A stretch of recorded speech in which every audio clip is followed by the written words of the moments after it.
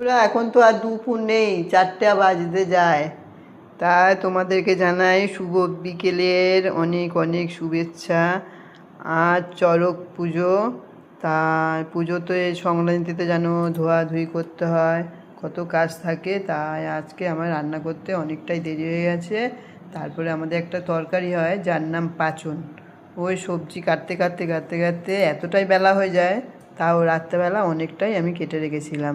তাই চলো বন্ধুরা, কি রান্না করেছি তোমাদের সঙ্গে সেটা আমি শেয়ার করছি। গরম গরম ভাত, ভাতটা লাস্টেই করলাম। মুগের ডাল করেছি আম দিয়ে।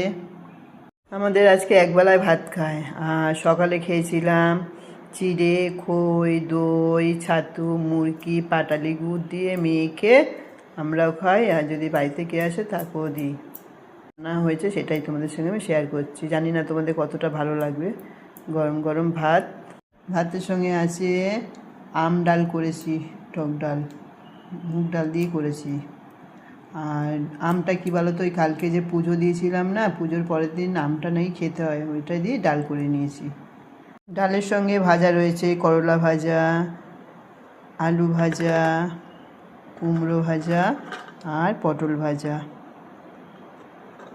আর এই যে বন্ধুরা, পাচন বলে যাকে, সেই পাচনের তরকারি করেছি। দেখো দেখেছো, গন্ধটা কিন্তু দারুণ বেরিয়েছি। তোমরা যদি কোনো দিন এই সংক্রান্তিতে আসো, তোমাদের রান্না করে আমি খাওয়াবো। সব রকমের সবজি, সিমের দানা, বাদাম, নারকোল, ছোলা, গরম মশলা, ঘি, যত রকম মশলা, নিরামিষ মশলা, জিরে, আদা, ধনে বাটা দিয়ে তরকারিটা করতে হয়। আর করেছি আমের চাটনি, সর্ষে শুকনো লঙ্কা ফোড়ন দিয়ে। আজকে আর রসগোল্লা নিইনি, আজকে কালাকার সন্দেশ নিয়েছি। তা বন্ধুরা চলো, টাটা, ভালো থেকো, সুস্থ থেকো। তোমাদের নিজেদের সবার যে যার খেয়াল রেখো, বাড়ির সবারও খেয়াল রেখো। আমার একটু ভুল হয়ে গেছে, সবাই সবার খেয়াল রেখো, বাড়ির লোকেরও খেয়াল রেখো। কারণ নিজেরা না যদি সুস্থ থাকো, বাড়ির লোকের খেয়াল রাখবে কী করে।